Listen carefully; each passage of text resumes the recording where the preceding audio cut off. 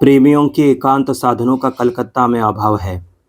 फूले हुए आलोक, मौलश्री की कतारें, माधवी की वे लताएं, आम के रस के सिंचित कोकिल की कू यहाँ कहा। फिर भी इस शुष्क सौंदर्यहीन नगर से प्रेम की विद्या धक्का खाकर निकल नहीं जाती।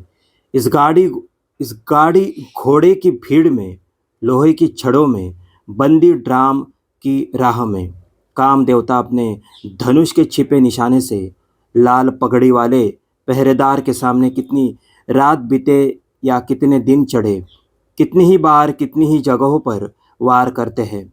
रमेश और हेम चमड़े की दुकान के सामने, मोदी की दुकान की बगल में, किराए के मकान में रहते हुए भी प्रेम करते ही रहे। उनका प्रेम बढ़ता रहा। वे जिन परिस्थितियों में रह रहे थे, वे उनमें हरि प्रसन्न चित्त थे। उनके मन में एक दूसरे के लिए असीम प्रेम था।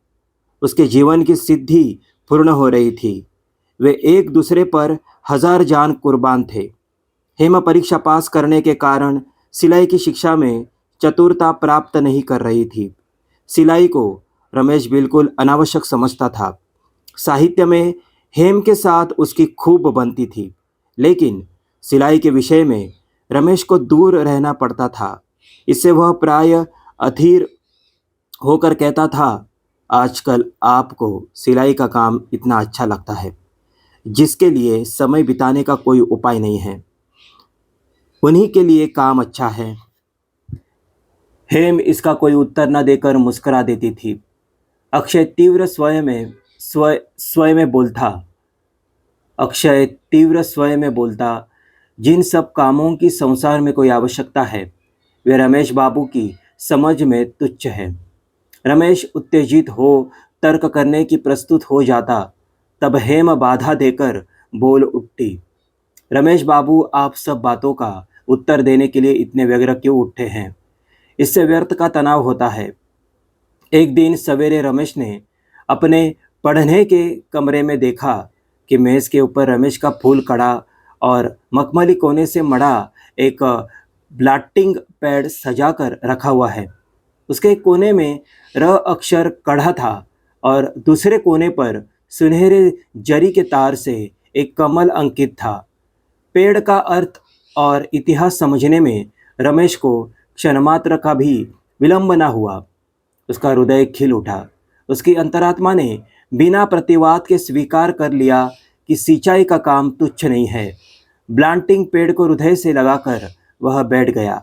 ब्लांटिंग पेड़ पर उसी समय उसने एक चिट्ठी का कागज रखा। उसमें लिखा था, यदि मैं कवि होता तो कवि लिखकर यदि मैं कवि होता तो कवि लिखकर बदला चुका था। यदि मैं कवि होता तो कविता लिखकर बदला चुका था। यदि मैं कवि होता तो कविता लिखकर बदला चुका था। ईश्वर ने मुझे देने की क्षमता नहीं दी, लेकिन लेने की क्षमता है। उपहार को मैंने कैसे ग्रहण किया, उसे अंतर्यामी के अतिरिक्त और कोई जान नहीं सकता। दान नेत्रा में दिखाई देता है, लेकिन आदान हृदय के भीतर छिपा रहता है। इति चिररुनि। यह चिट्ठी हेम को मिल गई। इसके बाद इस विषय में दोनों की कोई बातचीत नहीं हुई। वर्षा आ गई। लगातार वर्षा के अन्नदा बाबू का चूल्हा विकल हो उठा, लेकिन रमेश और हेम के मन में कुछ भी बाधा नहीं पड़ी। वर्षा ने इन दोनों के मन में एक घनिष्ठता ला दी। बरसात में रमेश के अदालत जाने में प्राय बाधा पड़ने लगी। किसी किसी दिन सवेरे ऐसी वृष्टि होती जिसमें हेम घबराकर बोल उठी, रमेश बाबू, इस वृष्टि में आप कैसे घर जाएंगे? रमेश उत्तर देता, किसी प्रकार निकल जाऊंगा। हेम कहती, भीगने से सर्दी लग जाएगी, यहाँ भोजन करके ही जाइए। सर्दी लग जाने का ख्याल रमेश को नहीं था, लेकिन बरसात के समय उसे हेम के आतिथ्य के अधीन होना पड़ता था। 2 कदम दूर घर जाना भी दुस्साहस जाना पड़ता। किसी दिन बादलों में विशेष लक्षण दिखाई देते ही हेम के घर में रमेश के लिए खिचड़ी और शाम को पकौड़िया का निमंत्रण मिल जाता। इस प्रकार दिन बीतते रहे।